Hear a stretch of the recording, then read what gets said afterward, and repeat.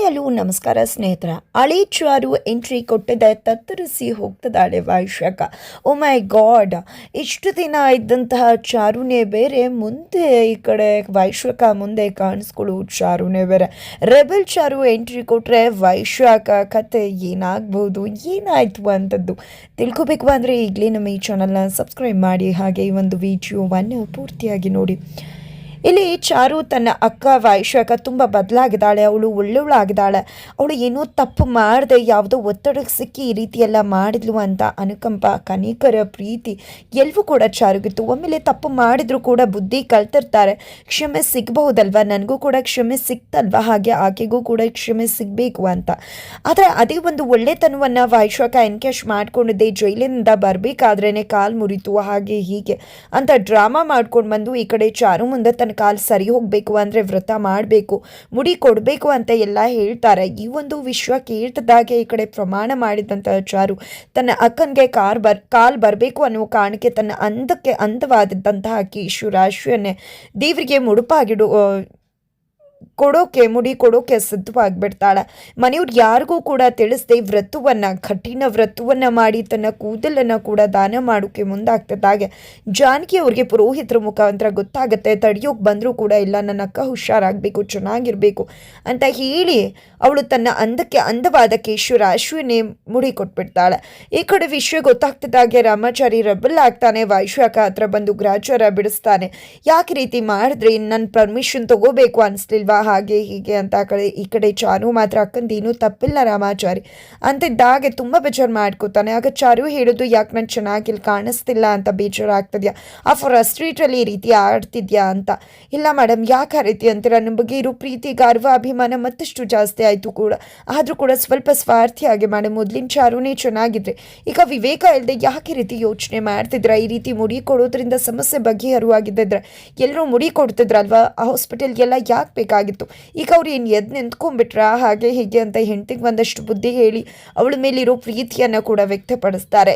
ಈ ಕಡೆ ಚಾರಿಗೆ ಒಂದು ಆ್ಯಡ್ ಶೂಟ್ ಸಿಕ್ಕಿರುತ್ತೆ, 50 ಲಕ್ಷ ರೂಪಾಯಿ ದುಡ್ಡು ಕೂಡ ಸಿಕ್ಕಿರುತ್ತೆ. ಬಟ್ ಅಷ್ಟರಲ್ಲಿ ಮುಡಿ ಕೊಟ್ಟಿದ್ರಿಂದಾಗಿ ಅದು ಕೂಡ ತಪ್ಪು ಹೋಗುತ್ತೆ. ಆದರೆ ಗಲಿಬಿಲಿ ಸರ್ ಮಾತ್ರ ಚಾರು ಬಗ್ಗೆ ತುಂಬಾ ಒಳ್ಳೆ ಒಪಿನಿಯನ್ ಇಟ್ಕೊಂಡಿದ್ರು. ಇದೆಲ್ಲ ಗೊತ್ತಾದ್ಮೇಲೆ ಅವಳ ಬಗ್ಗೆ ಇರೋ ಅಭಿಮಾನ ಮತ್ತಷ್ಟು ಗಲಿಬಿಲಿ ಸರ್ಗೆ ಜಾಸ್ತಿ ಆಗತ್ತೆ.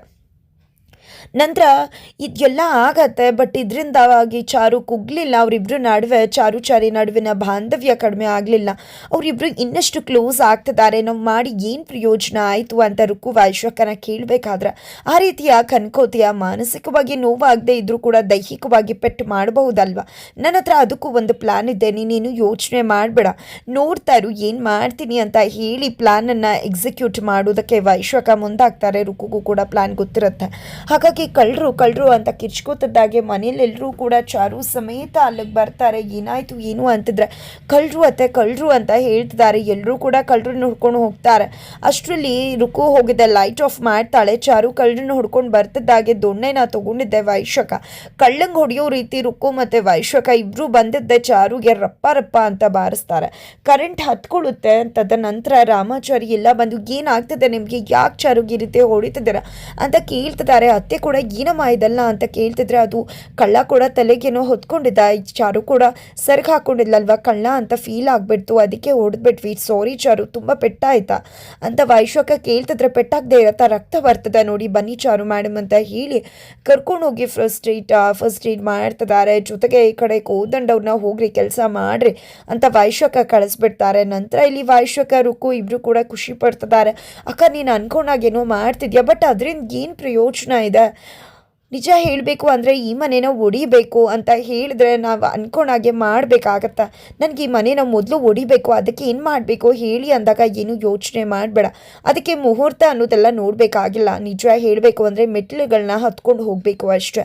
ಆಲ್ರೆಡಿ ನನ್ನ ಗಂಡನ ಹತ್ರ ಅತ್ತೆ ಬಗ್ಗೆ ಆಲ್ರೆಡಿ ಚಾಡಿ ಹೇಳಿದ್ದೀನಿ. ನನ್ನ ಗಂಡ ದೊಡ್ಡ ಮನುಷ್ಯ ಇನ್ನೂ ಕೂಡ ಅಮ್ಮನ ಪರವಾಗಿ ಮಾತಾಡ್ತಿದ್ದಾರೆ, ಹಾಗಂತ ಹೋಪ್ಸ್ ಕಳ್ಕೊಳ್ಳೋದಲ್ಲ. ಖಂಡಿತವಾಗ್ಲೂ ಪ್ರಾರಂಭದಲ್ಲಿ ಈ ರೀತಿ ಇರೋರು ನಂತರ ಖಂಡಿತ ನಮ್ಮ ಹತ್ರ ಬಂದೇ ಬರ್ತಾರೆ, ನಮ್ಮ ಮಾತನ್ನ ಕೇಳ್ತಾರೆ.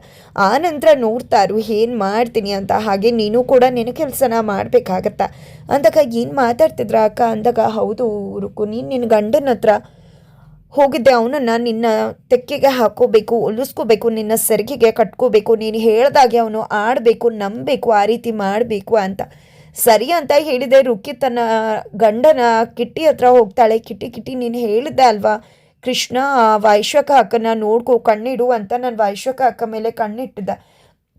ಅಕ್ಕ ತುಂಬಾ ಬದಲಾಗಿದ್ದಾರೆ, ತುಂಬಾ ಒಳ್ಳೆಯವರು ಗೊತ್ತಾ. ದೇವ್ರ ಮುಂದೆ ನಿಂತ್ಕೊಂಡು ಎಷ್ಟು ಬೇಡ್ಕೋತಾ ಇದ್ರು, ನನಗೆ ಕಾಲನ್ನ ನನಗೆ ಬರಬೇಕು ಅಂತ ಕೇಳ್ತಿಲ್ಲ. ಈ ಮನೇಲಿ ನಾನು ಕೂಡ ಎಲ್ಲರಾಗೆ ಕೆಲಸ ಮಾಡಬೇಕು, ಯಾರಿಗೂ ಕೂಡ ನನ್ನಿಂದ ತೊಂದರೆ ಆಗಬಾರ್ದು, ಅದೇ ಕಾರಣಕ್ಕೆ ದೇವ್ರೆ ಕಾಲು ಕೊಡು ಅಂತ ಕೇಳ್ಕೊತಿದ್ರು ಗೊತ್ತಾ. ನಿಜವಾಗ್ಲೂ ಈ ರೀತಿ ಕೆಟ್ಟವ್ರು ಕೂಡ ಒಳ್ಳೆಯವರು ಆಗ್ತಾರ ಕೃಷ್ಣ ಅಂತ ರುಕ್ಕು ಕೇಳಿದಕ್ಕೆ ಯಾಕಾಗೋದಿಲ್ಲ, ಈಗ ನಾನು ಆಗಲಿಲ್ವಾ, ನಿನ್ನನ್ನು ಭೇಟಿ ಮಾಡಿದಾಗ ಹೇಗಿದ್ದೆ ನಾನು, ಆದರೆ ಇವಾಗ ಹೇಗಾಗಿದ್ದೇನೆ, ಹಾಗೆ ಬದಲಾಗಿರ್ಬೋದು ಅಂದಾಗ ಹಾಗೆ ಒಳ್ಳೆಯವರು ಕೂಡ ಕೆಟ್ಟವರು ಆಗ್ತಾರೆ ಅಲ್ವಾ ಕೃಷ್ಣ ಅಂದಕ್ಕೆ ಏನು ಮಾತಾಡ್ತಿದ್ಯಾ ರುಕ್ಕು ಅಂದಾಗ, ನನಗೆ ಚಾರು ಮಾಡ್ತಿರೋದೆಲ್ಲ ನೋಡ್ತಿದ್ರೆ ನಿಜವಾಗ್ಲೂ ತುಂಬ ಓವರ್ ಮಾಡ್ತಿದ್ದಾರೆ, ತ್ಯಾಗ ಮಾಡ್ತೀನಿ ಇಡೀ ಮನೆಗೆ ಅಂತ ಪೋಸ್ ಕೊಟ್ಕೊಂಡು ನಾಟಕ ಮಾಡ್ತಿದ್ದಾರೆ ಅಂತ ಅನ್ನಿಸ್ತದೆ ಅಂದಾಗ, ಏನು ಮಾತಾಡ್ತಿದ್ಯಾ ನೀನು, ಮಾತಿನ ಮೇಲೆ ಹಿಡ್ತಾ ಇಟ್ಕೊಂಡು ಮಾತಾಡು, ಯಾವುದೇ ಕಾರಣಕ್ಕೂ ಕೂಡ ಈ ರೀತಿ ಮಾತಾಡಬೇಡ.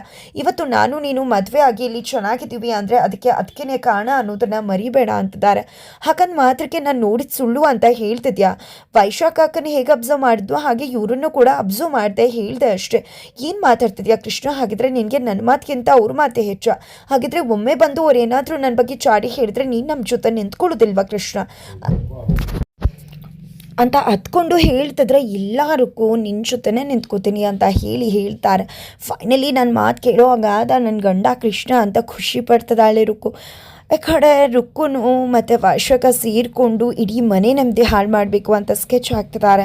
ಜೊತೆಗೆ ಇಲ್ಲಿ ರೂಮಲ್ಲಿ ನಿಂತ್ಕೊಂಡಿದ್ದೆ ವೈಶಾಖ ಫೋಟೋ ನೋಡ್ತಾ, ಈ ಚಾರು ಏನು ಅಂದ್ಕೊಂಡಿದ್ಯಾ, ನನ್ನ ಕಾಲು ಸರಿಯಿಲ್ಲ ಅಂತ ಅಂದ್ಕೊಂಡಿದ್ಯಾ, ನನ್ನ ಕಾಲು ಸರಿಯಾಗೇ ಇದೆ, ನಿನ್ನ ಹತ್ರ ಸೇವೆ ಮಾಡಿಸ್ಕೋಬೇಕು ಅಂತಲೇ ಇಷ್ಟೆಲ್ಲ ನಾಟಕ ಮಾಡಿದ್ದು, ಡ್ರಾಮಾ ಮಾಡಿದ್ದು. ನೋಡು, ಡ್ಯಾನ್ಸ್ ಆಡ್ಬೋದು, ಕುಣಿಬೋದು, ವಾಕ್ ಮಾಡ್ಬೋದು, ಎಲ್ಲನೂ ಕೂಡ ಮಾಡ್ಬೋದು, ಆದರೂ ಕೂಡ ನಿನ್ನ ಹತ್ರ ಸೇವೆ ಮಾಡಿಸ್ಕೋತಿದ್ದೀನಿ, ಬೇಕು ಅಂತಲೇ ನಿನಗೆ ಆ ಒಂದು ವ್ರತವನ್ನು ಮಾಡೋಕೆ ಹೇಳಿದ್ದು. ಅಲ್ಲಿ ಪಟಾಕಿ ಹಚ್ಚಿದ್ದು ನಾನೇ, ಜೇನು ಹುಳಗಳು ಬಂದು ನಿನ್ನ ಮುತ್ಕೊಳ್ಳೋ ಹಾಗೆ ಮಾಡಿದ್ದು ನಾನೇ, ಜೊತೆಗೆ ಈ ಕಡೆ ಬೇಕು ಅಂತಾನೆ ಕಳ್ಳ ಅಂತ ಹೇಳಿ ನಿನ್ನ ತಲೆಗೆ ಬೇಕು ಅಂತ ಹೊಡೆದದ್ದು ನಾನೇ ಅಂತ ಎಲ್ಲ ಹೇಳ್ತಿದ್ದಾಗಿ ಚಾರು ಇದನ್ನೆಲ್ಲ ಕೇಳಿಸ್ಕೊತಾಳೆ. ಕೇಳಿಸ್ಕೊಂಡಿದ್ದ ತುಂಬಾ ಸಂಕಟ ಆಗುತ್ತೆ. ಏನಪ್ಪ ಇದು ಒಳ್ಳೆತನಕ್ಕೆ ಇಂಥ ಪೆಟ್ಟ ಅಂತ. ವೈಶಾಖ ಮುಂದೆ ಹೋಗೋದಿಲ್ಲ ಚಾರು. ತದನಂತರ ಬಂದಿದ್ದೆ, ಈ ವೈಶಾಖ ಏನು ನನ್ನ ಒಳ್ಳೆತನನ ಮಿಸ್ಯೂಸ್ ಮಾಡಿಕೊಂಡು ಇಷ್ಟೆಲ್ಲ ಮಾಡಿದ್ಯಾ, ಚೆನ್ನಾಗಿದ್ರು ಕೂಡ ಇಷ್ಟೆಲ್ಲ ಮಾಡಿದೆ, ಹಾಗಿದ್ರೆ ಇನ್ನೂ ಕೂಡ ನೀನು ಬದಲಾಗಿಲ್ವಾ, ಹಾಗಿದ್ರೆ ನೋಡ್ತಾರು ಇನ್ನು ಮುಂದೆ ನಿನ್ನ ಕಣ್ಮುಂದೆ ಕಾಣಿಸ್ಕೊಳ್ಳೋ ಹಳಿ ಚಾರು ನೋಡ್ತೀಯ, ಇನ್ನು ಮುಂದೆ ಹೇಗೆ ನಿನಗೆ ಟಕ್ಕರ್ ಕೊಟ್ಟು ಪೆಟ್ಟು ಕೊಡ್ತೀನಿ ಅಂತ, ಇನ್ನೂ ನನ್ನ ಕೈಯಿಂದ ತಪ್ಪಿಸ್ಕೊಳ್ಳೋಕೆ ನಿನ್ನ ಸಾಧ್ಯವೇ ಇಲ್ಲ ಅಂತ ಹೇಳಿ ರಾಮಾಚಾರಿ ಪ್ರೀತಿಯಿಂದ ತಂದ್ಕೊಟ್ಟ ವಿಗ್ಗನ್ನು ಹಾಕ್ಕೊಂಡು ರೆಡಿ ಆಗಿಬಿಟ್ಲು ಚಾರು. ಹಾಗಿದ್ರೆ ಮುಂದೆ ಏನಾಗುತ್ತೆ, ನೀನೇ ಇದ್ರೂ ಕೂಡ ವೈಶಾಖ ಕತೆ ಅಧೋಗತಿ. ವೈಶಾಖನ ದೇವ್ರೇ ಕಾಪಾಡಬೇಕು. ರುಕ್ಕು ಬಂಡವಾಳ ಗೊತ್ತಾದರೂ ಕೂಡ ಚಾರು ತಿರುಗಿ ಬೀಳುವ ಸಾಧ್ಯತೆ ಇದೆ. ಮನೆಗೆ ಅಂದರೆ ಖಂಡಿತವಾಗ್ಲೂ ಚಾರು ಯಾವುದೇ ಕಾರಣಕ್ಕೂ ರುಕ್ಕು ಮಾಡುವುದ ತಪ್ಪನ್ನು ಕ್ಷಮಿಸುವುದಿಲ್ಲ. ಈ ಕಡೆ ವೈಶಾಖಗೆ ತರಾಟೆಗೆ ತಗೊಳ್ಳೋಕೆ, ಚಳಿ ಬಿಡಿಸೋಕೆ ಇಲ್ಲಿ ಚಾರು ಸದ್ದುವಾಗಿ ರೆಡಿ ಆಗಿಬಿಟ್ಟಿದ್ದಾರೆ. ಇನ್ನೇನೇ ಇದ್ರೂ ವೈಶಾಖಗೆ ಚಾರುವಿಂದ ಪಾಠ ಅಷ್ಟೇ, ಪಾಠ ಕಲಿಬೇಕಷ್ಟೆ, ಕಲಿದೇ ಇದ್ರೂ ಕೊಟ್ಟು ಕಲಿಸ್ತಾರಷ್ಟೇ ಚಾರು. ಹಾಗಿದ್ರೆ ಏನಾಗುತ್ತೆ ಮುಂದೆ ತಿಳ್ಕೊಬೇಕು ಅಂದರೆ ಮುಂದಿನ ವಿಡಿಯೋಗೋಸ್ಕರ ವೇಟ್ ಮಾಡೋದನ್ನು ಮರಿಬೇಡಿ.